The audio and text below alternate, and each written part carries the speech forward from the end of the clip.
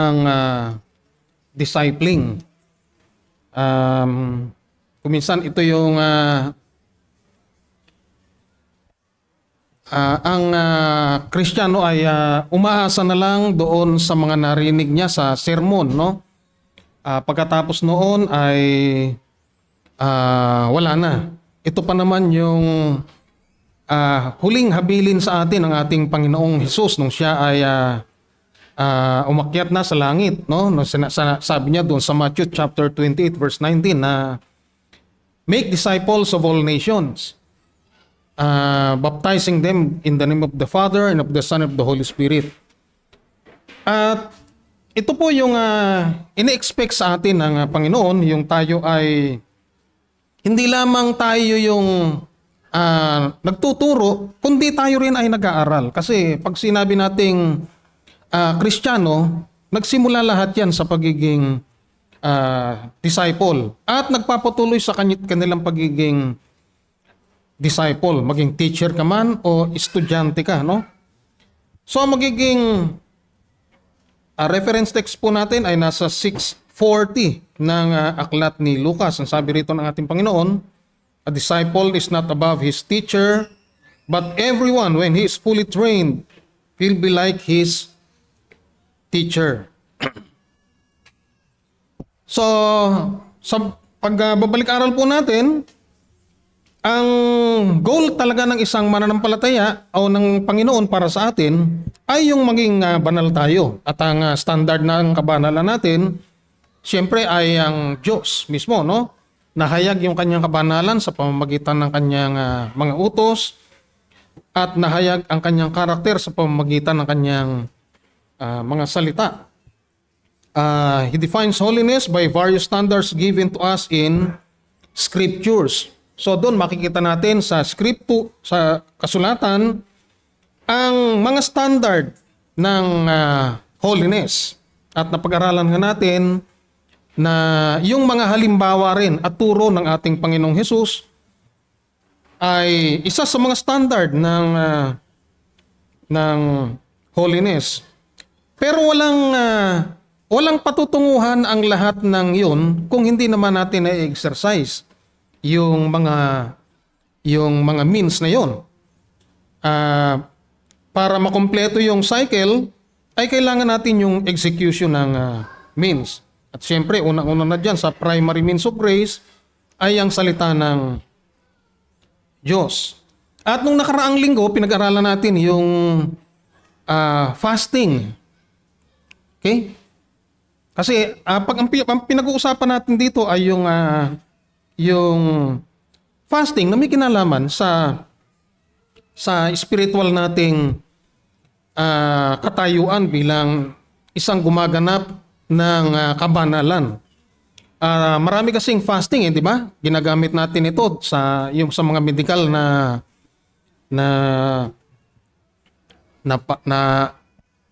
sitwasyon. Halimbawa, kung gusto mong magpakuha ng yung tinatawag na yung fasting blood sugar, di ba? Pag tinetest tayo. O kung gusto mo namang medyo gumanda yung pakiramdam mo, gumanda yung katawan mo, kailangan mo ring mag-fasting. Minsan nga may narinig akong isang may sakit, may cancer siya. Stage 1 yung cancer niya, pero nag-fasting ng 1 linggo. Yung gumaling yung kanyang cancer. At maraming pinagagaling itong fasting, no? At nung ang ating Panginoon nga ay bago magsimula ng kanyang ministeryo ay nag-fasting muna siya ng 40 days. Pero nagtubig siya, no? Hindi pwedeng mabuhay ang isang tao nang walang tubig. Hindi lang siya kumain, yung ating Panginoon. At ang isa sa mga dahilan ay para mas maging maliwanag yung kanyang isipan sa pagsisimula ng kanyang ministeryo. At dito po sa pinag-aralan natin nakaraan, ito ay intensified degree of prayer that suspends regular necessities. Yan. pagka ikaw ay merong isang gustong ipanalangin at medyo matindi ang pangangailangan mo, samahan mo ito ng fasting. Kasi intensified degree nga ito ng prayer. Sabi pa rito, fasting should be an outgrowth of disciplined prayer, intensified by exigency. Yan, kaya kung meron kang matinding pangangailangan talaga, tulad nung nangyari doon kay Esther, no, nung yung buong angka ng Israel ay lilipulin, ay nag-utos si Queen Esther na mag-fasting sila, no? Yung buong bayan ng Israel, ganun din yung kanyang mga aliping babae. Kasi haharap siya doon sa kay Haring Aswero. Kasi bawal lumapit sa hari nang hindi niya pinapatawag. At kamatayan yung kamatayan yung hatol doon sa lalapit sa hari na hindi pinatatawag. Kaya yun ay isang intensified na degree ng pananalangin. Meron din naman akong narinig tungkol dyan sa fasting, kung pakikinggan niyo yung ni Pastor John MacArthur. Ito ay ang fasting ay parang resulta ng iyong ng parang anxiety, ng iyong lungkot. Nung namatay yung anak niya, hindi siya kumain. Marami mga story din sa Bible na mga hindi nagsikain dahil sa sila'y nalungkot, sila'y nagsisisi. Pero sa Old Testament, merong isang tagpo na doon lang iniutos yung fasting. At ito nga yung Day of Atonement. No? Day of Atonement. Pero sa ngayon, pwede naman nating isagawa pa rin ang pagpa-fasting. Kasi doon, kung naalala nyo, merong ika-cast out, di ba? Na masamang espiritu doon sa isang tao at hindi na palabas ng mga alagad niya.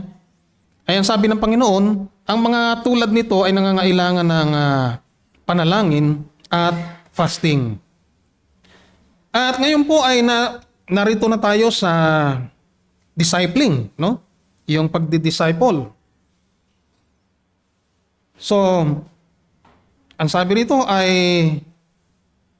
a disciple is not above his teacher, but everyone when he is fully trained will be like his teacher.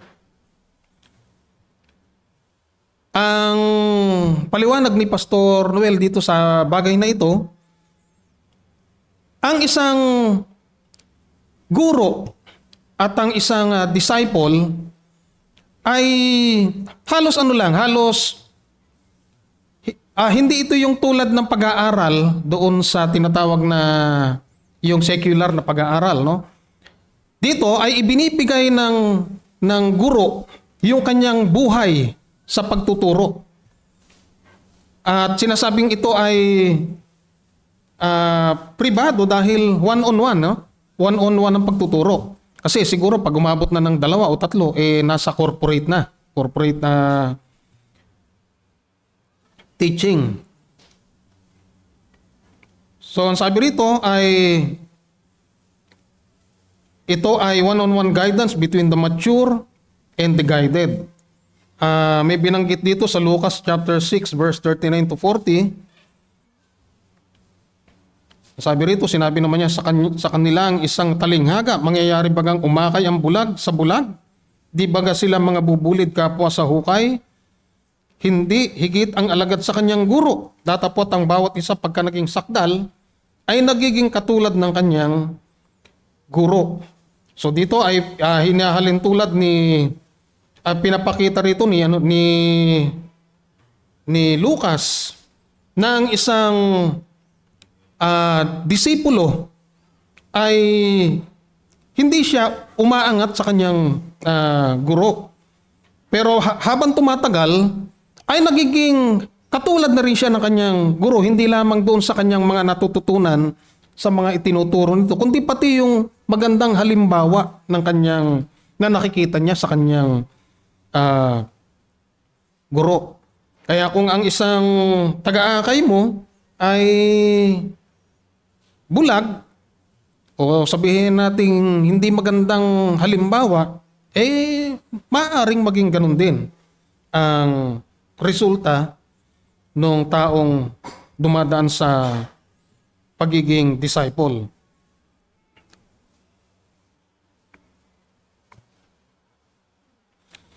So ito po ay para sa lahat ng mga mananampalataya.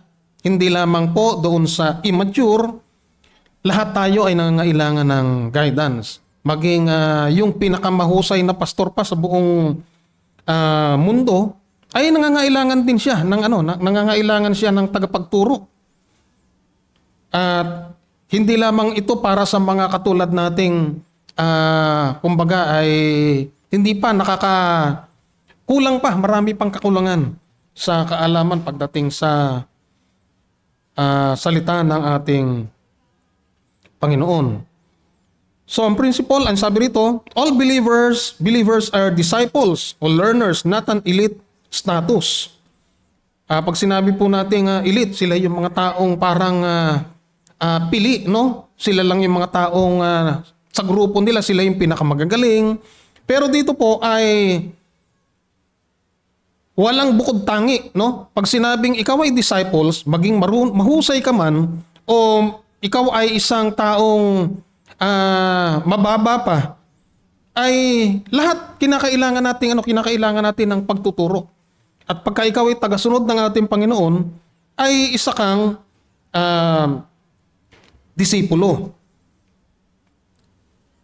Dito sa Acts chapter 11 verse 26, dito po ay sabi rito, at nang siya'y kanyang masumpungan ay kanyang dinala siya sa Antioquia, at nangyari na sa buong isang taon sila nakisama sa iglesia at nagsipagturo sa maraming tao, at ang mga alagad ay pinasimulang tawaging mga Kristiyano sa Antioquia. Dito po ay nagturo sila Pablo at yung mga taong mga naging mananampalataya, bago sila tawaging mga Kristiyano, sila muna ay disipulo. Walang disipulo, walang Kristiyano na hindi dumaan sa disipulo. At dito sa Matthew chapter 28 verse 19, iniutos ng Panginoon na ang bawat disipulo ay dadaan sa tinatawag na bautismo. At ito yung pagpapahayag publicly ng kanilang pagiging disciples. At pagkatapos nun, sila ay dadaan uli sa pag-aaral. Okay? Dadaan uli sila sa sa patuloy na pag-aaral ng salita ng ating Panginoon. Hindi lamang para madagdagan yung kaalaman nila, kundi habang tumatagal ay nagiging kagaya ka na halos ng ating Panginoong Jesus. Sabi rito, it is popular to understand discipleship as a higher form of Christian walk. Kasi nga pag sinabing disipulo, ito ay isang intentional na anyo ng lakad pananampalataya o lakad bilang isang Kristiyano. Nagsisimula ito mula sa conversion hanggang sa estado na dinededicate mo na talaga yung buhay mo sa pagiging katulad ng wangis ng Panginoong Jesus. Kung ang salvation ay nagbibigay ng relasyon sa iyo sa Diyos, ang discipleship naman, ito yung nagkukultivate ng ating relasyon sa Diyos, sa pagsunod, sa pag-aaral, at sa komunidad. Mula sa spiritual infancy hanggang sa maturity. At hindi lamang ang believer ay natututo, kundi ikaw rin ay nagpo-produce ka rin ng faith doon sa iba. Kaya kung ikaw ay nagsimula sa pagiging estudyante, pag tagal-tagal, ikaw na rin yung magtuturo. Okay? Kaya lang, dito sa itong popular view, sabi ni Pastor Noel dito, ay nagsimula ito doon sa tinatawag na shallow decisionism, no? Na ito yung dahilan kung bakit na parang nade-denigrate o parang nawawala ng halaga, napapababa yung ano ng conversion. Kasi yung tinatawag nating altar call, altar calling na o kaya yung mga taong tinanong mo, sino sa inyo yung gusto nang tanggapin yung ating Panginoong Hesus? At sila magtataas ng kamay, no? Yun, nagdesisyon na sila na sila ay susunod sa Panginoon. Pero, kailangan pa rin ma-disciple sila. Kailangan pa rin turuan. Kaya ang sabi ng iba, kailangan i-follow up daw. Follow up. Pero pagka ang isang tao ay naging disciple na, hindi mo na kailangan yung, ikaw pa yung pupunta ron para i-follow up. Kundi yung taong na-disciple ay yung naging na-convert, sila mismo yung lalapit. Sila yung maghahanap ng salita ng Diyos. Sila yung hahanap ng tagapagturo. Kaya hindi totoo yung hindi tayo naniniwala sa tinatawag na altar call. Maliban na lang siguro kung yung mga taong tinawag ay talagang matagal nang nakikinig at naghahanap na lang, hindi lang nila alam kung ano yung gagawin at paano sila ililid sa prayer. Kasi marami rin naman ako nakitang dumaan sa ganyan, no? At instantly talagang makikita mo yung mga pagbabago. Doon sa amin, meron akong kilala, kalaro ko lagi ng chess yun. Siga yun. Naging pastor yun. Naging pastor. At nagulat ako, sila mismo na mga siga ron, mga naging pastor. Nakikita ko, nagsusuntukan sila ron. Laging lasing. Kasi doon sa lugar namin, may tinatawag na yung lugar ng pitong gatang. Yung pitong gatang, alam natin na lahat ng mga gulo ando doon. Pero karamihan talaga ng mga siga na-convert. At hindi ko alam kung paano pero yun ang calling no? Yung calling talaga ng Panginoon. Pero ang isang taong tinawag, yun ang punto po natin dito. Pagka ikaw ay talagang tinawag ng Panginoon, ay ikaw na mismo yung lalapit. Ikaw mismo yung maghahanap. Ikaw mismo yung yung hahanapin mo talaga yung matutunan pa kung ano talaga yung makilala mo pa ng husto ang ating Panginoon. So, necessity of learning from others as a means of grace to sanctification. Kailangan din pa rin nating matuto sa iba para sa ating sanctification. Isa sa mga means of grace, yung tayo ay matuto, hindi lamang sa ating pagbabasa, kundi sa maririnig din natin sa iba. Okay? Meron lang tayong dapat ingatan dito, yung tinatawag na maling aplikasyon ng sola scriptura na walang ginagamit kundi yung Bible lang. Yung salitang sola scriptura, hindi ibig sabihin na Bible lang ang gagamitin mo. No? Kailangan din natin yung talino ng iba, yung mga taong may mga pinag-aralan tungkol dito para maintindihan natin yung salita ng Diyos. Kasi nung panahon ng Reformation, yung mga taong hindi naman nakasali doon sa yung tinatawag nating council, na hindi naman nakakaalam talaga ng sola scriptura, yung pagkakaintindi nila doon sa sola scriptura ay Biblia lang talaga yung gagamitin mo. Wala nang iba, no?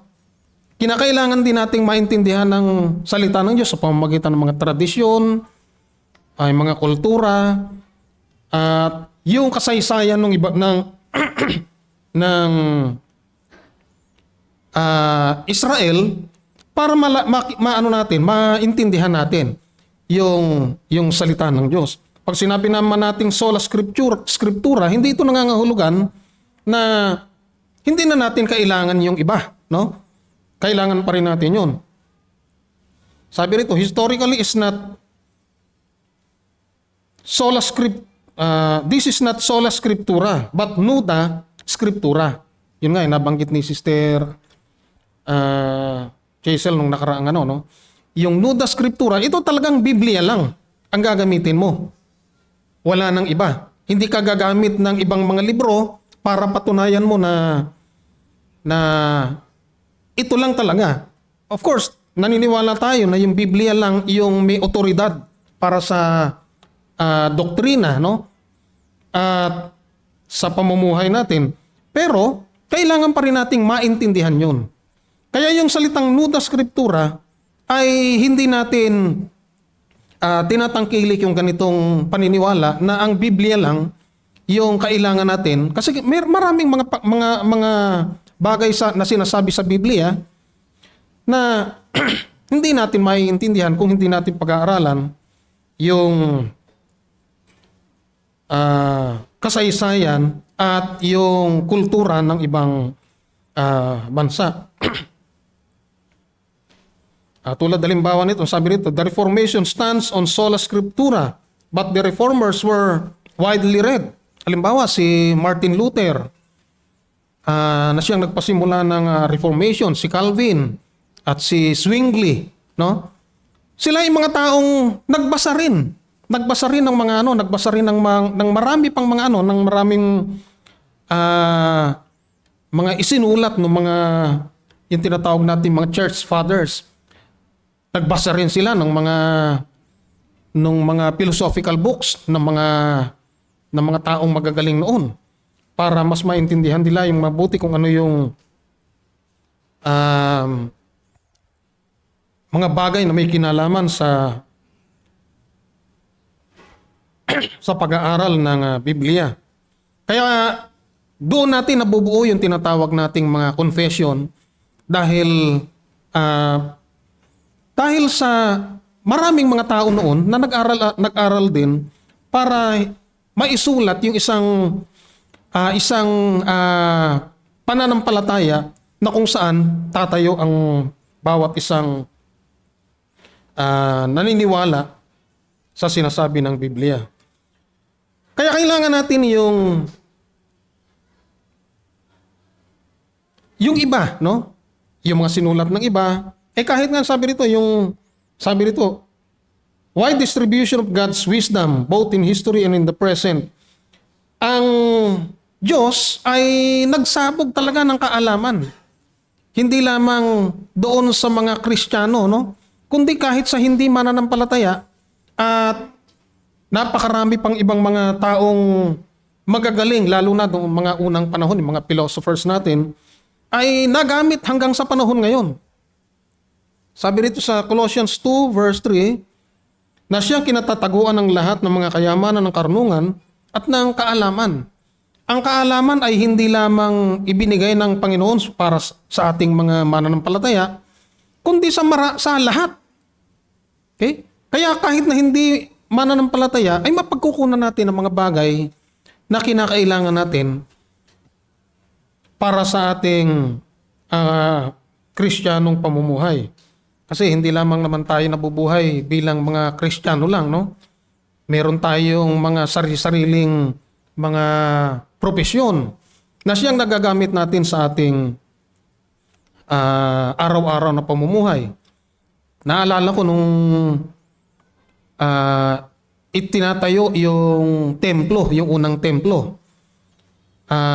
Doon sa Exodus, no? Meron tayong makikita ron na merong mga pinagkalooban ang Diyos ng ganitong mga talino. Yung pag-uukit, yung pagdidisenyo ng maraming mga bagay na kinakailangan doon sa templo.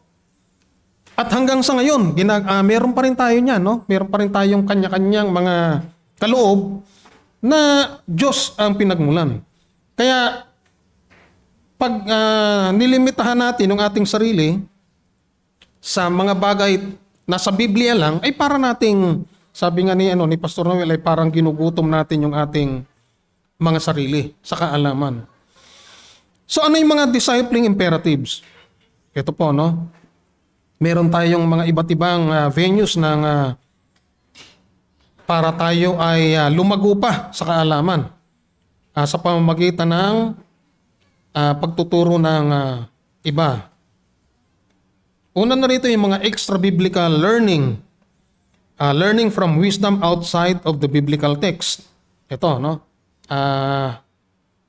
Bukod pa sa Biblia, marami tayong matututunan na galing sa ibang mga sources. Pangalawa, yung interpersonal counseling, seeking wisdom of the mature for a serious decision. Yan. So, kailangan pa rin natin yung bawat isa ay siyempre nangangailangan tayo ng mga parang pagpapayo ng iba. At depende sa pangangailangan natin, no? Humihingi tayo ng karunungan doon sa mga taong mas mature sa atin. At pangatlo, yung testimonial modeling, absorbing the example and testimony of others. Okay? So ano ba itong extra biblical learning? Learning from wisdom outside of the biblical text. Okay, pag sinabi natin outside of the biblical text, ito yung extra biblical. Pero hindi naman ibig sabihin na unbiblical. Kasi siyempre kailangan pa rin nating makuha yung mga sinasabi noon ng mga ibang mga nababasa natin para patunayan yung isang bagay na nagmumula sa Biblia. Hindi naman ibig sabihin pagka wala na sa Biblia ay unbiblical na, no? Or invalid na. At yan po yung mga tinatawag nating common graces, sources. Kahit yung unbelievers ay pagkukunan din natin ng mga karunungan. Tulad nung istorya doon sa Daniel, no? Babasahin natin yung chapter 1 ng aklat ni Daniel. Ay nung panahon na sila ay nung ang Israel ay nasa exile noon, nasa Babylonia, nakita nila itong si Daniel. Sabi rito sa verse 4, mga binatang walang kapintasan kundi may mabubuting bikas at matatalino sa lahat na karunungan at bihasa sa kaalaman at nakakaunawa ng dunong at may ganyang kakayahan na makatayo sa palasyo ng hari at kanyang tuturuan sila ng turo at wika ng mga Kaldeo. Kaya itong si Daniel sa kayong kanyang mga kaibigan ay tinuruan din, no? Nakalimutan ko yung pangalan nung nagturo sa kanila, no? Tinuruan sila ng lingwahe ng Babylonia para makausap nila yung hari. So, nangangailangan pa rin ng itong mga paganong mga paganong bansa ito. Pero itong mga anak ng Diyos na sinasabing na mga pinili talaga ay nag-aral din sila, no? At yun nga ibang mga yung ibang mga halimbawa yung unit ng yung unit ng ating mga relo, halimbawa yung 60, sa kanila galing yan 60 minute is equivalent to 1 hour. Yung metric system natin, galing din sa kanila yan. Meron nga tayo yung ating alphabet galing din sa ibang mga di ba? Sa yung ating mga numbers galing yan sa ibang bansa. Meron tayong sariling alphabet. Kaya kailangan natin hindi natin mababasa ang Biblia kung wala yung mga itinurong yun ng mga taong hindi naman mananampalataya. Isang halimbawa nito nung nag-quote si Pablo doon sa Acts chapter 17:28. Sabi rito sa verse 28, chapter 17, sapagkat sa kanya tayo'y nangabubuhay at nagsisikilos at mayroon tayong pagkatao, na gaya ng sinabi ng ilan sa inyong mga sariling mga manunulat, sapagkat tayo na may kanyang lahi. So ang istorya po nito ay nung si Pablo ay dumaan sa nakita niya marami mga Diyos-Diyosan. At may sinulat doon yung mga may nakasulat doon na isang ang nakalagay doon sa isang di kilalang Diyos, no? At pinaliwanag ni Pablo na itong di kilalang Diyos na ito yung tunay na Diyos, no? Yung ating pagka-Diyos ay hindi katulad ng mga taong yung hindi naman humihinga. Hindi tayo nilikha tulad ng mga yan, no? At kinote niya yung sabi niya rito ni Pastor Noel, ito yung si Aratus, no? Yung paganong si Aratus. Ito yung mga manunulat nila na isa sa mga sinulat niya, sapagkat tayo na may sa kanyang lahi. Pinapatunayan dito na ang Diyos ang pinagmulan ng nating lahat, no? Tayo ay wangis ng Diyos at hindi yung wangis ng mga ribulto.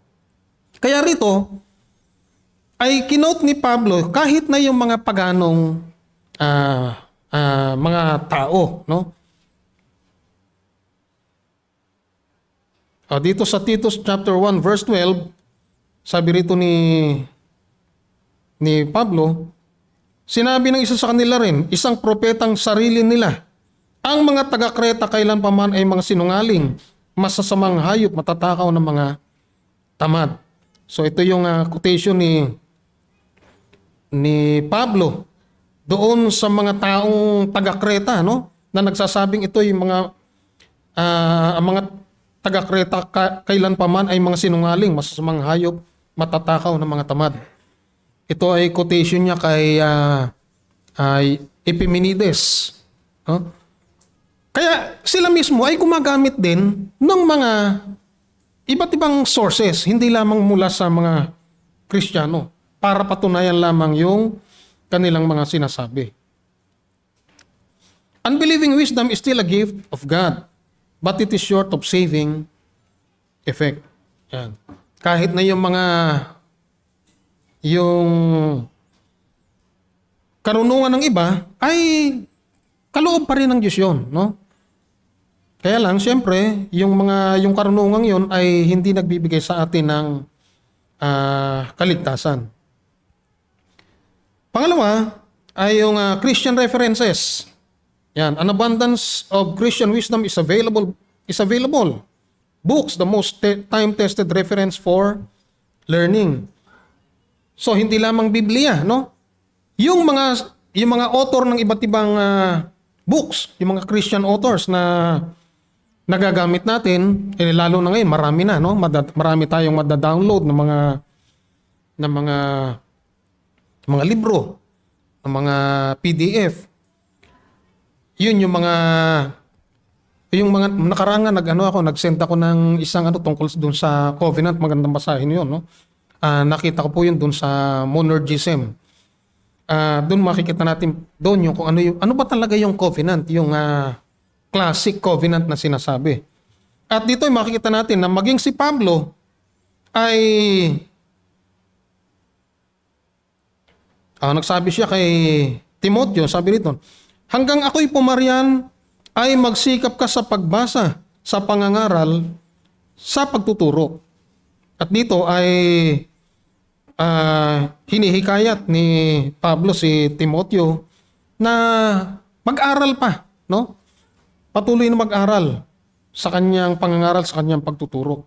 At ito ay hindi lamang doon sa biblical o yung Bible.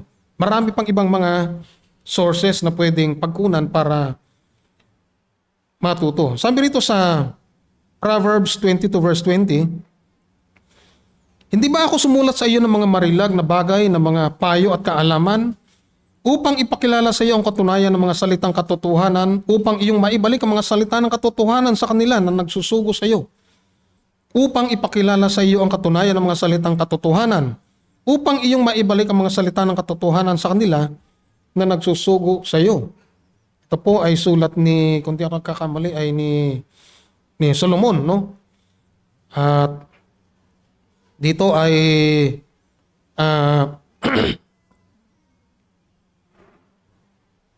kinakailangang itong mga isinulat niya ay dapat pag-aralan dahil ito ay punong-puno ng payo at kaalaman. So pinapakita rito na nangangailangan ang mananampalataya ng hindi lamang ng mula sa Biblia, kundi doon sa ibang mga resources din. Okay. Bible exclusivity with available extra biblical sources is self-impoverishment. So kung babasahin mo lang ang Bible, wala nang iba, ay yun nga, parang dinideny mo yung sarili mo, dinideprive mo yung sarili mo ng kaalaman. So hindi po tayo naniniwala sa nuda skriptura. Doon po sa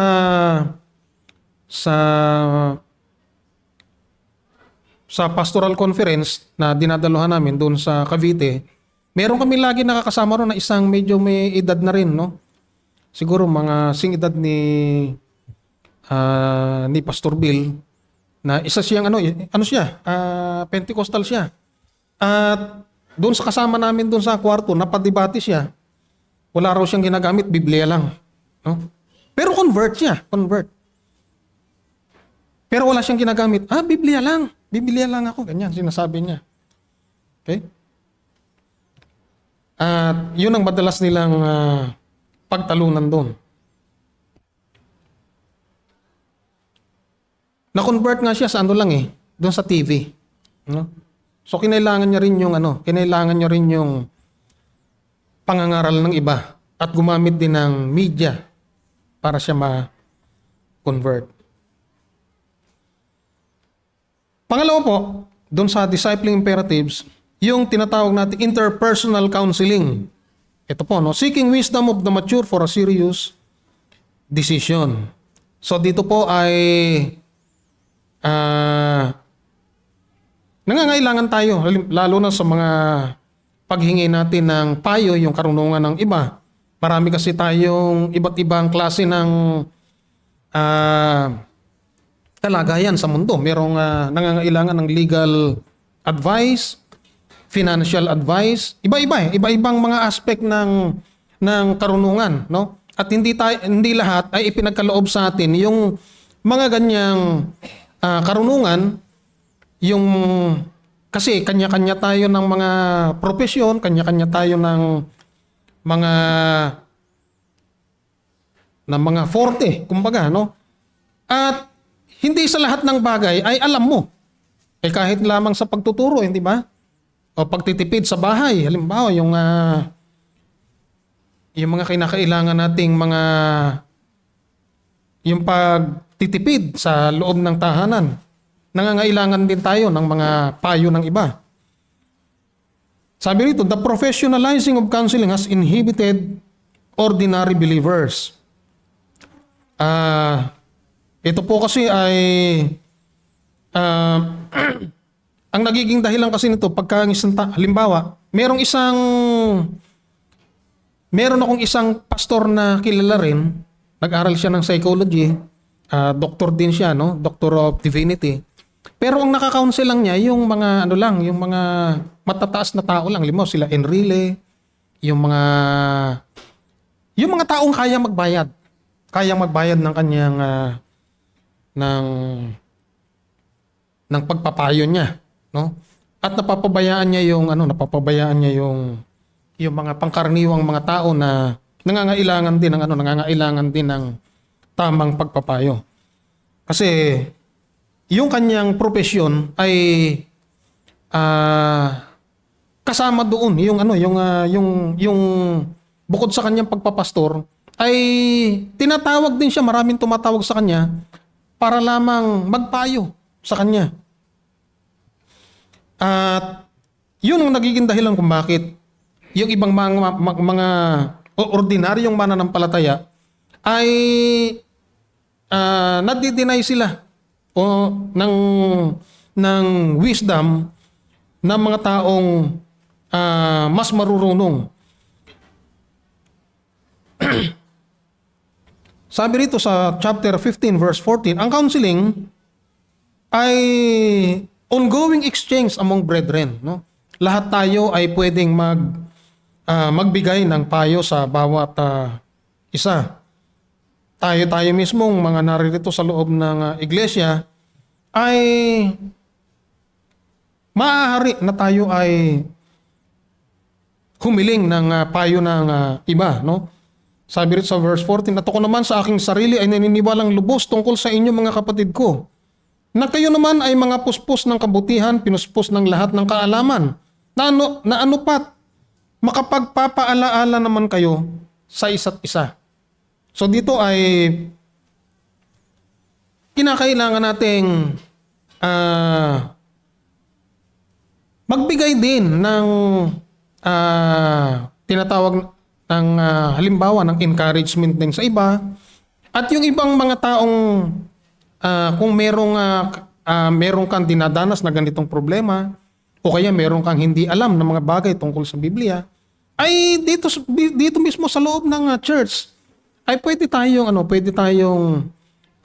makapag-aral, makahingi ng kaalaman o karunungan ng iba, no? Doon sa inaakala nating makakatulong sa atin, makapagbibigay sa atin ng payo. Halimbawa, nung nakaraang araw ay meron tayong mga kapatid na nangailangan ng payo. Dito naman sa loob ng dito po sa kwartong ito ay pwede nating magamit yan kung gusto nating magkaroon ng kinakailangan nating mga bagay na dapat madesisyonan, no? Nangangailangan tayo ng payo ng mas mature kaysa sa atin. Counsel should be sought from the mature in wisdom. So, yun pong inaakala nating marunong talaga, makikita natin yung isang sa kanyang mga sinasabi ay nandoon yung wisdom, ay hanapin natin sa kanila. Honest quest for counsel will not deliberately look for mere affirmation. Yung mga taong gustong talagang makahingi ng payo, hindi ka lang yung hihingi ka ng payo dahil meron kang gustong patunayan doon sa iba. Halimbawa ay, bakit ba ganito? Ganito yung no? Para lamang yung stand mo ay masabing tama, ay hihingi ka ng doon sa kanila, hihingi ka ng payo para magkaroon ka ng kakampi, no? So hindi po yun honest quest for counsel, kundi para lamang yung iyong paniniwala ay mapatunayan mong tama kasi meron ding sumasang-ayon sa iyo.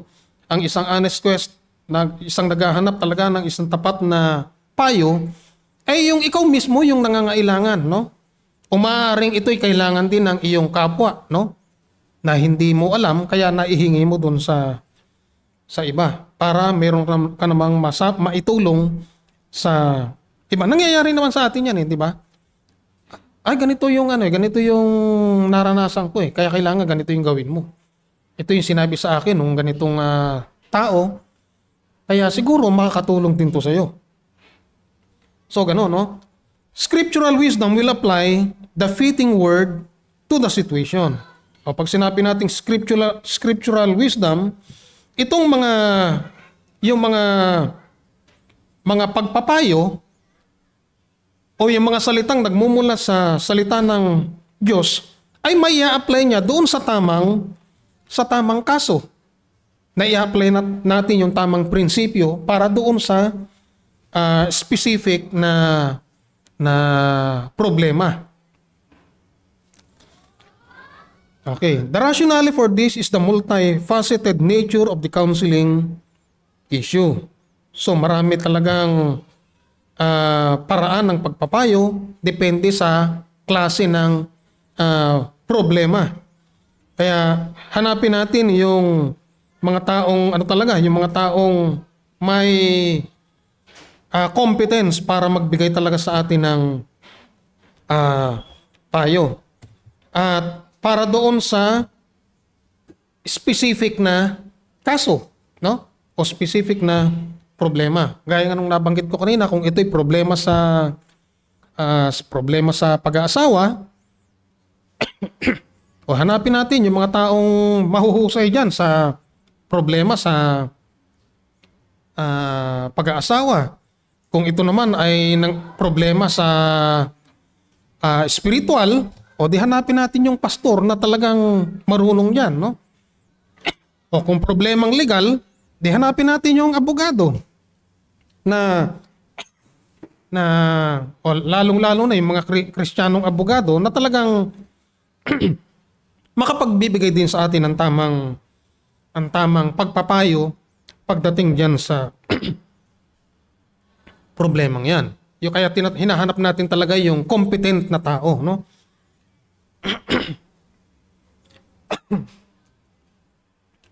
Pangatlo po ay yung testimonial modeling.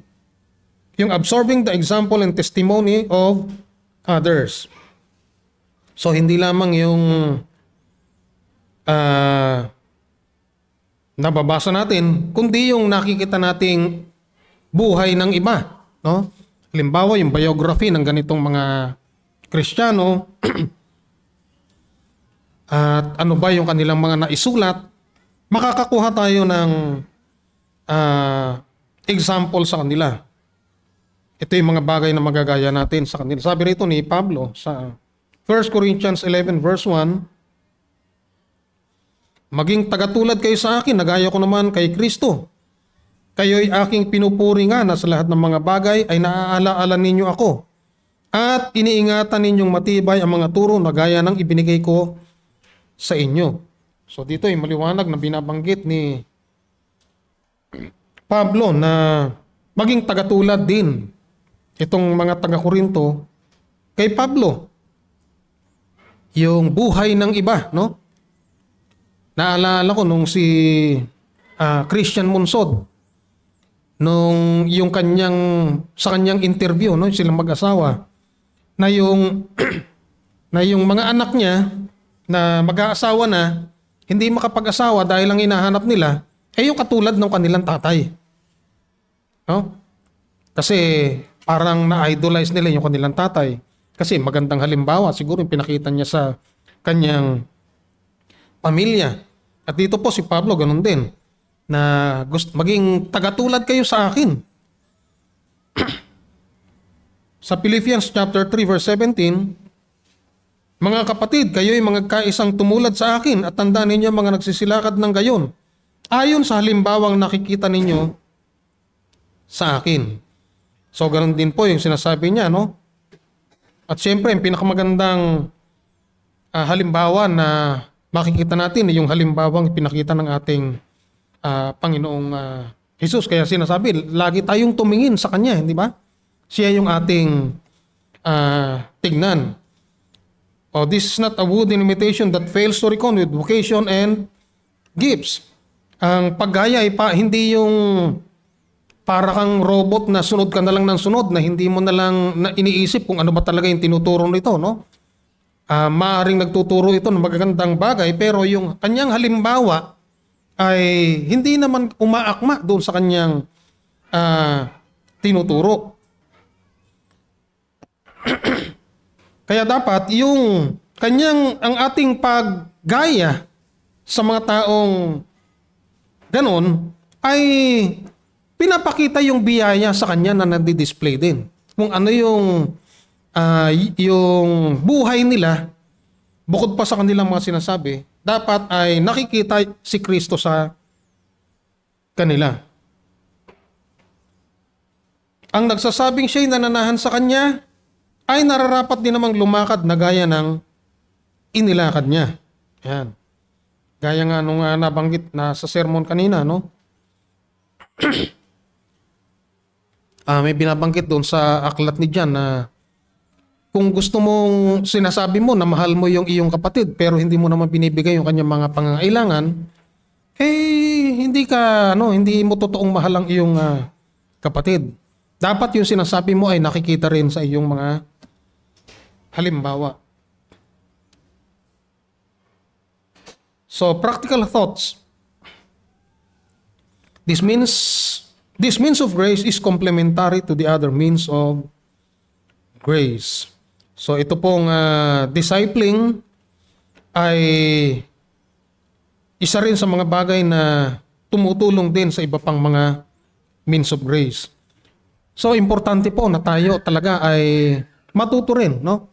Para tayo ay makapag-disciple din naman sa iba. Hindi po pwede yung nag-aaral lang tayo o yung tinatawag na passive believer lang tayo, no? Pwede natin tanungin yung ating sarili, matagal na ba tayo sa church?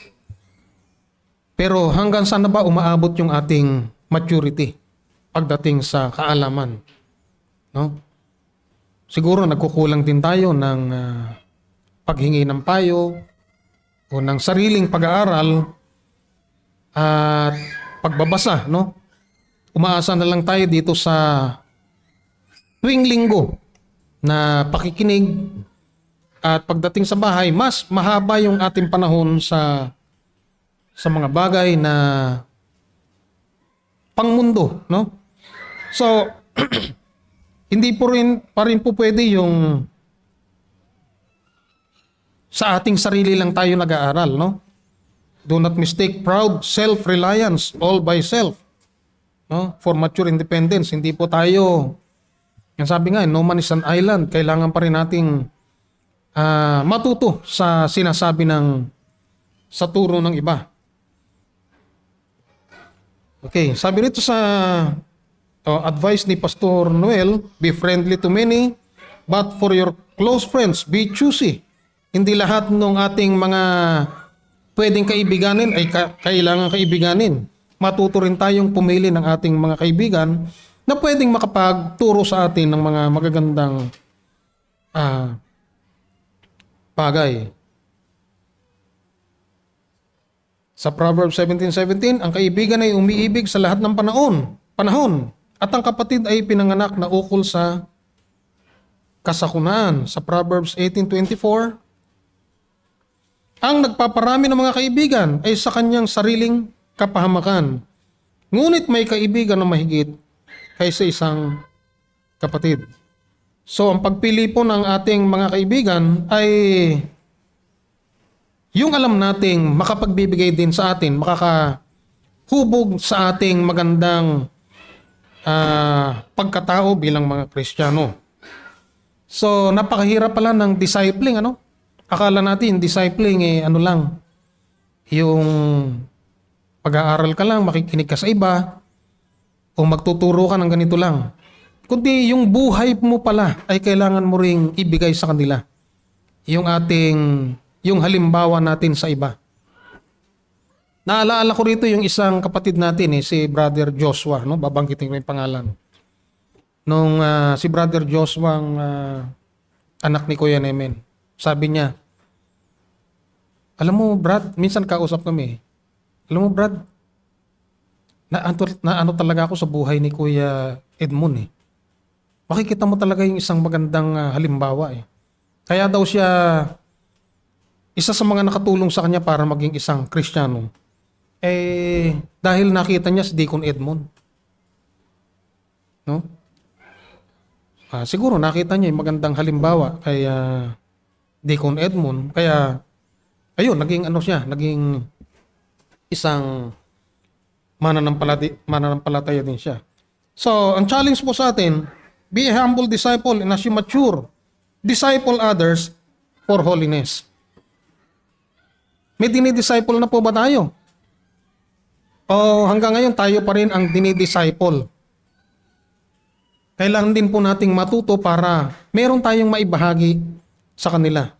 At sa ganung paraan, natutupad natin yung Great Commission. Kasi ang Great Commission ay para sa lahat ng mananampalataya, no? Para tayo ay mag-disciple din naman sa kanila. Hindi lamang po ito para sa mga pastor, no?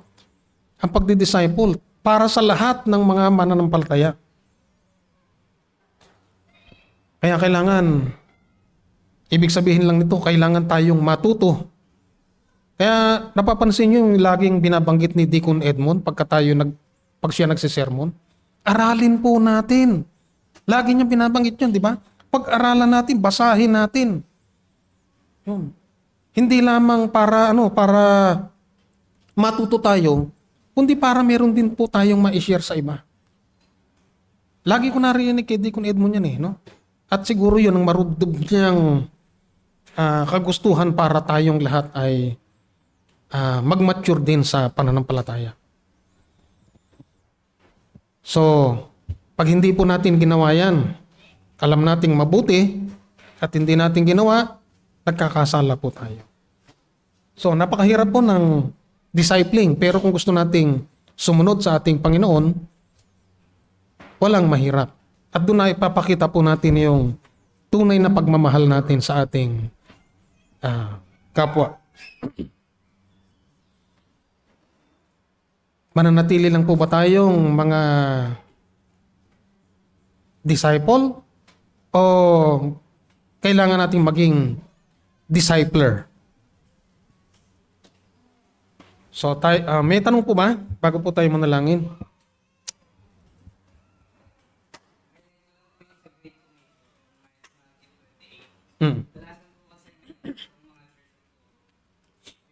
Go and make disciples, baptizing them, and teaching them.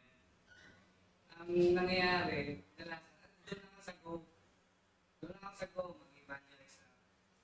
Iba naman yung iba naman yung disciple. Iba naman yung magtuturo, iba naman yung mag-baptize. Ang treatment po ng New Testament writers yan, sa unitary team. Sabi, lahat po yan, talagang linear. Sabi, one thing leads to another. Mm-hmm. Evangelize, and then baptism is a covenant thing. And then into which you teach them, and by teaching them, it's in essence, that's discipling. So hindi ka gaano na parang may parte na, dito lang ako magaling sa go. Wala ka sa go. Sila na lang dyan sa discipling ito. So yun po yung siguro na sa mga misconception pagdating sa ganyan. Baka kasi may ganun pang mga pag-isip. Ang treatment po ng Bible dyan is sa unitary. Hindi mo siya pagpaling pag-iwalay. So, okay. Go, mag-evangelize, and then okay. Mm-hmm. Okay. Ang nangyayari po sa kanila kasi, yung sinabing go ye therefore, go home. Uwi, yun. Go home. Hindi po ganun ang tinuturo ng Panginoon. Kundi, go ye therefore and make disciples of all nation.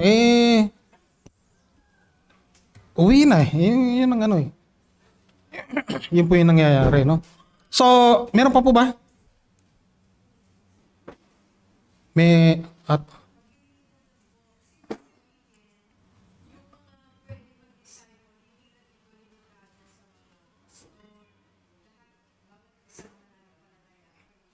Opo.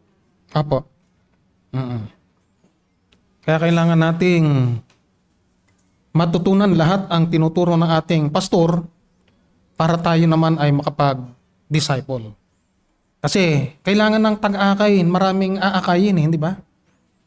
Maraming mga taong, sabi, yung harvest no? Marami. Kaya lang walang taga-harvest. Meron pa po ba?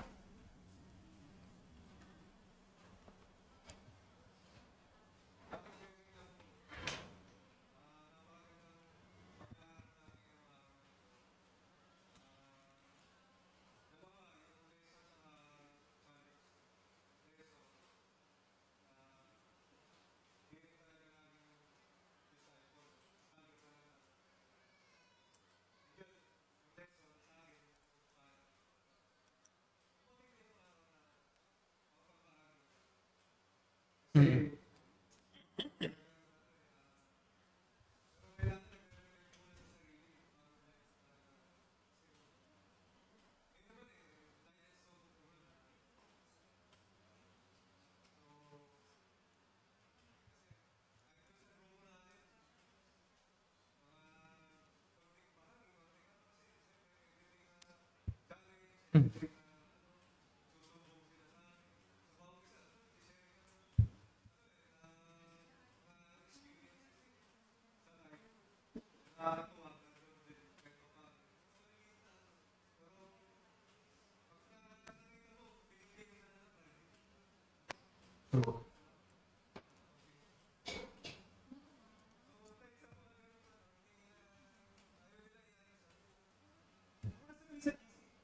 Mm.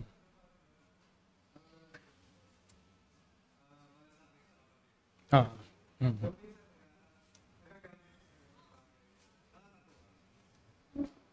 Mm. Kasi kailangan lang naman natin yung kumbaga yung mayroong point of contact, no?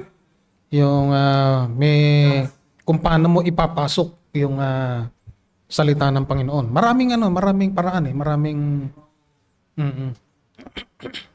Okay po. Mm.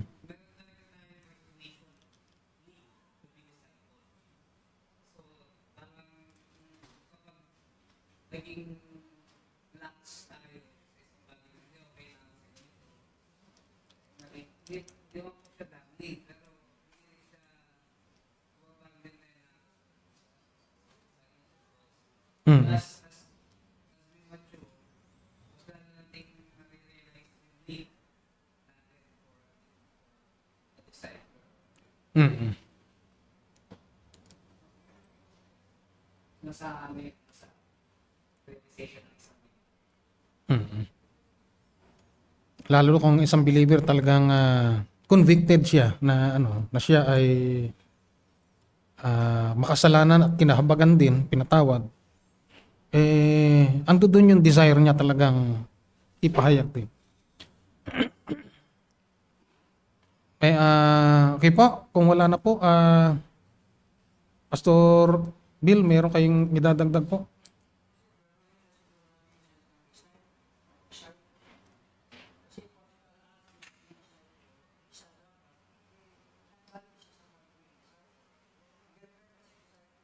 Hmm.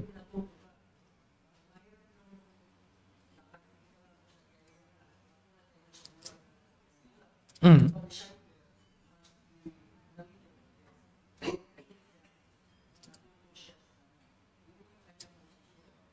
Hmm.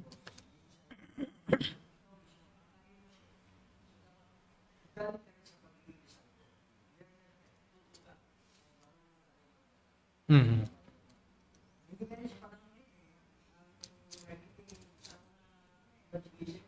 Hmm. Ayan. Hmm.